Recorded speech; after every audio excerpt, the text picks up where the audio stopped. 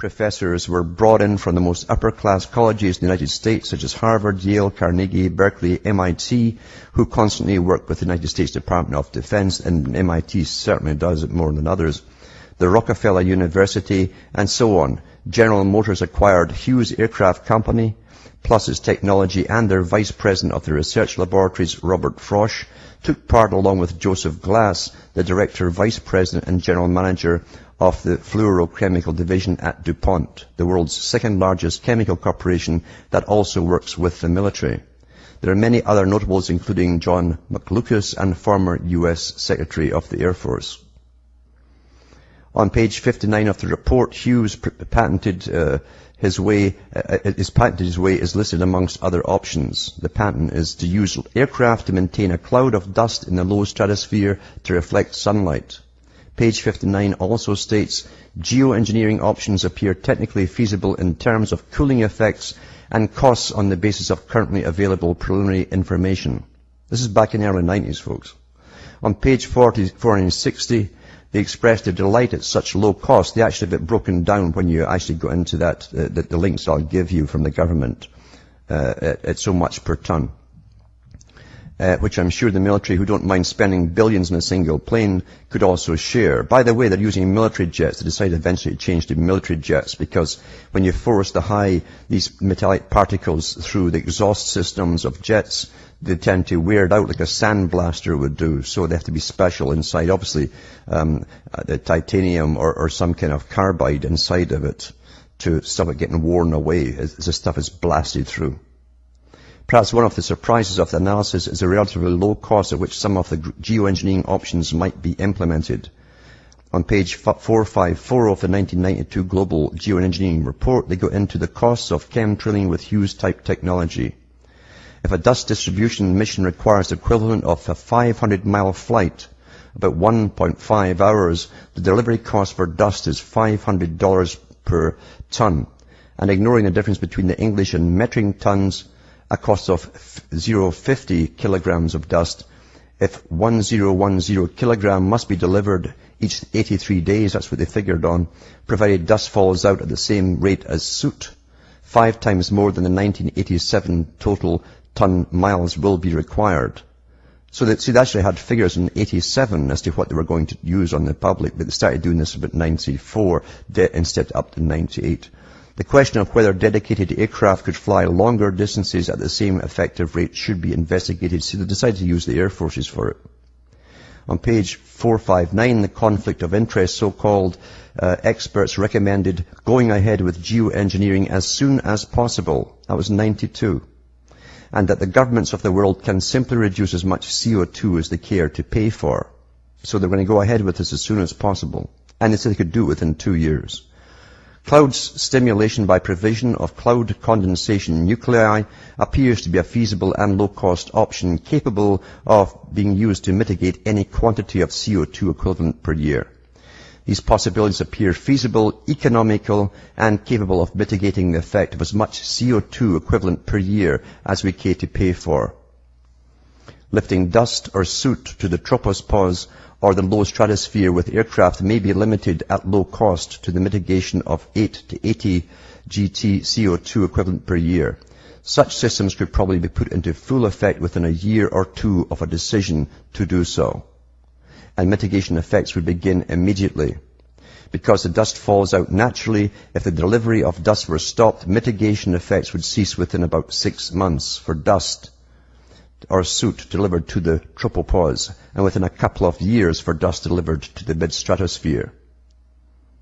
The report by hand-picked experts and highly respected influential players ends up supporting this option as the most effective good news for GM. It's important to note that this technology is just a slight upgrade to the old geoengineering technology we forgot about or were not reminded about. The following two 1970s articles are from the New York Times archives, and I've got their links. I'll put them up on my site, cuttingthroughmatrix.com, at the end of the show. You can go and look them up yourself. But here's one from the New York Times, July 12, 73. Senate urges the U.S. to seek end to all environmental warfare. Rainfall patterns are altered, growing support noted. The Senate gave overwhelming approval today to a resolution calling on the U.S. to take a lead in seeking an international agreement to prohibit environmental warfare, such as past American rainmaking practices in Southeast Asia. They were using it in warfare over Vietnam and creating flood and mud areas all over so the enemy couldn't get through. Another article from the New York Times by Seymour Hersh, May 19th, 1974. U.S. admits rainmaking from 67 to 72 in Indochina, a first in warfare. May 18th, the Defense Department has acknowledged to Congress that the Air Force and Navy participated in extensive rainmaking operations in Southeast Asia from 1967 to 1972 in an attempt to slow the movement of North Vietnamese troops and supplies through the Ho Chi Minh Trail network. There you have government admitting they can change the climate decades ago. That international treaty was written up and ratified from 1977. That's at the United Nations. It's titled Convention on the Prohibition of Military or Any Other Hostile Use of Environmental Modification Techniques, and can be viewed on the Federation of American Scientists sites. The link is here, by the way, and on the Carnegie Endowment site, and the link for that's here too. This technology is obsolete. Yet remarkably, most of us would think it's a technology yet to be developed. Amazing how much we are not reminded of or not told about. And I'm telling you folks, we live in a completely fake paradigm.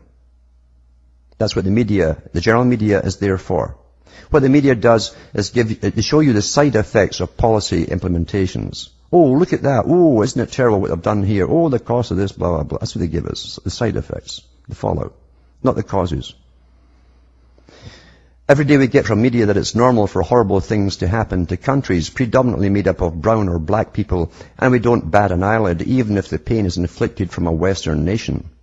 But the question is, does unaccountable national security branches of governance have the same mindset when it comes to us, the peak of democratic civilized society?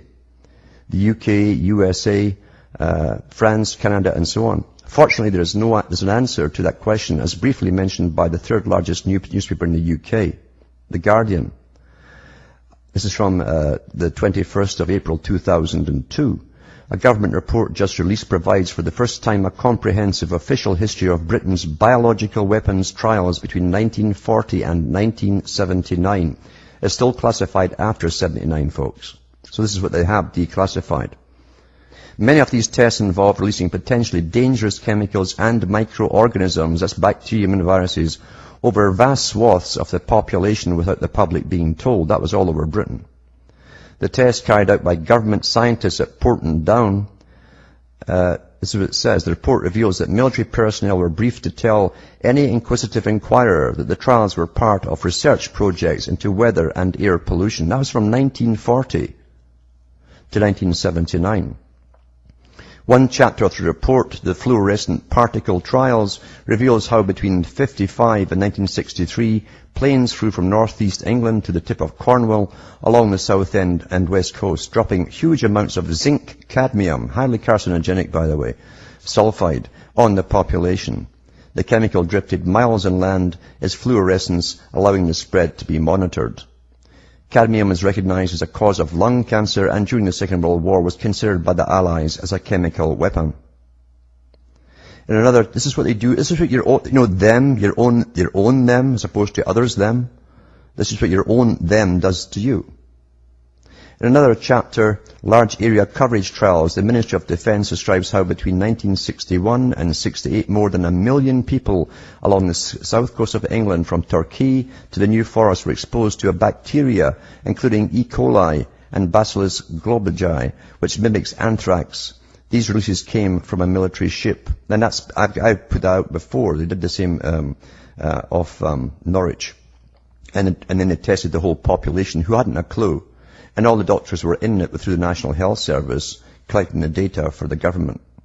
Oh yeah, you're dying of cancer. We don't know how it happened. Oh, so are the young. Oh, it's a mystery. The report also reveals details of the DICE trials in South Dorset between 71 and 75. These included US and UK military scientists spraying into the air massive quantities of Serratia marcescens bacteria with an anthrax stimulant and phenol.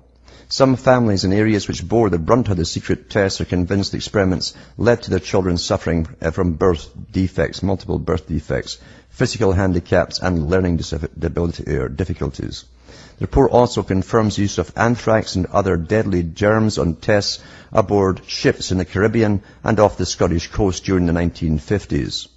The documents state, this is the official document, tacit approval for stimulant trials where the public might be exposed was strongly influenced by defence security considerations aimed obviously at restricting public knowledge. The public are never told what's been done to them.